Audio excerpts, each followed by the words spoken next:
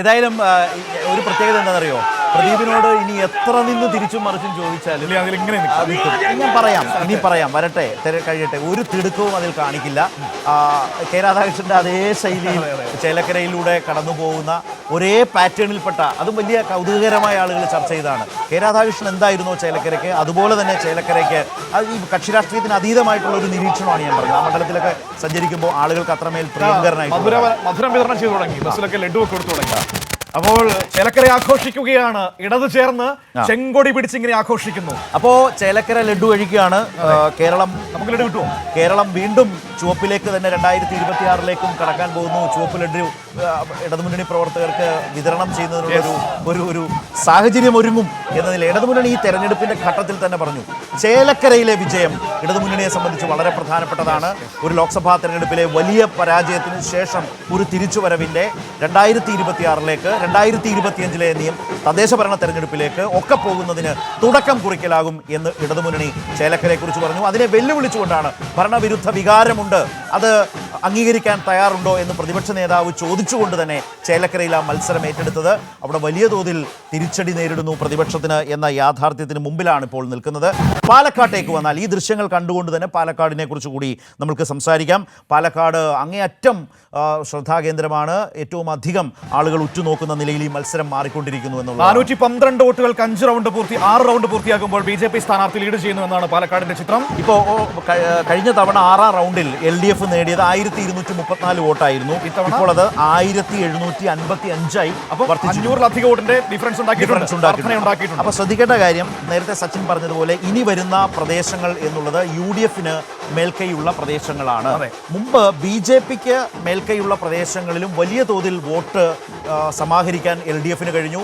അത് BJPക്ക് ദോഷം ചെയ്തു.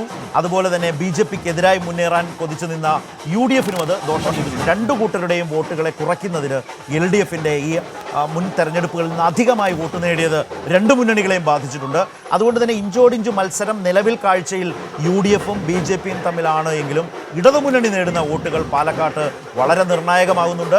ഇടതുമുന്നണി അവരുടെ വോട്ട് ബേസ്, ആ വോട്ട് ബേസിൽ നിന്നാണ് ഇടതുമുന്നണിയും സ്ഥാനാർത്ഥിയും സംസാരിച്ച വോട്ട് ബേസ് വർദ്ധിച്ചു എന്നാണ് പറഞ്ഞത്. 40,000+ എന്ന് പറയുന്ന ഒരു വോട്ട് ബേസിൽ നിന്ന് മുന്നോട്ട് പോകും എന്ന് കരുതിയത് ശരിവെക്കുന്നു.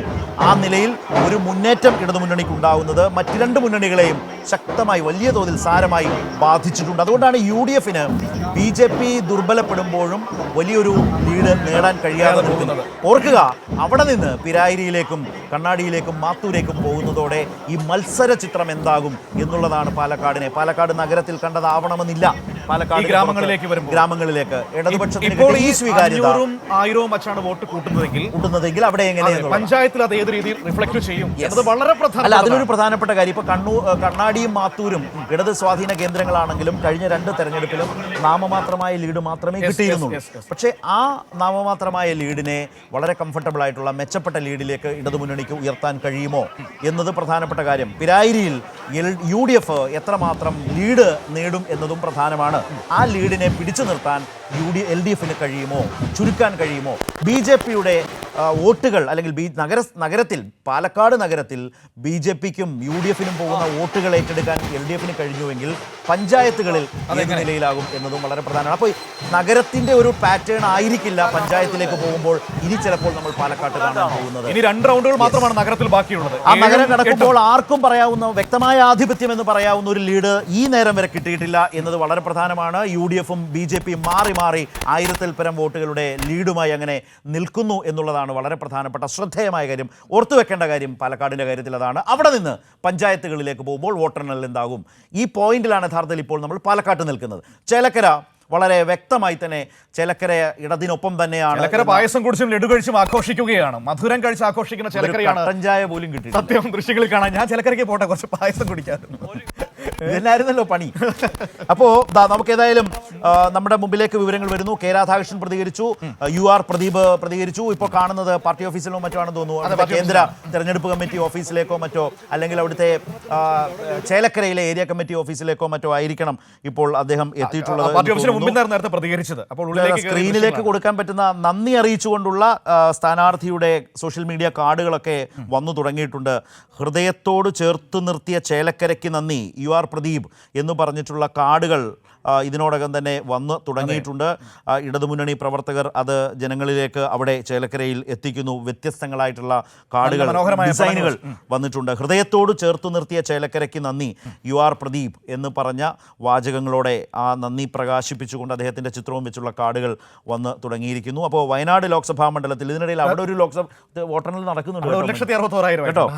വയനാട്ടിലും തെരഞ്ഞെടുപ്പുണ്ട് കേട്ടോ, മറക്കണ്ട. ചെറുതുരുത്തിയിൽ ഇത് ആഘോഷം തുടങ്ങാൻ പോവുകയാണ്. അപ്പോൾ എല്ലായിടങ്ങളിലും ഇങ്ങനെ ആഘോഷമാണ്. സുജു അവിടെ നിന്ന് റെഡിയാവും. ബാൻഡ്മേളം ഉണ്ടെന്നാണ് സുജു പറയുന്നത്. ഇന്ന് പൊളിക്കും. ചെറുതുരുത്തി ഇന്ന് അടിച്ചു പൊളിക്കാൻ വേണ്ടി പോവുകയാണ്. അവിടെ ഇപ്പോൾ ബാൻഡ്മേളം സഹിതം ആഘോഷം. അപ്പോൾ ചേലക്കര ഇങ്ങ് ആഘോഷമാക്കുന്ന കാഴ്ചയാണ് ഈ മിനിറ്റിൽ കാണാൻ കഴിയുന്നത്.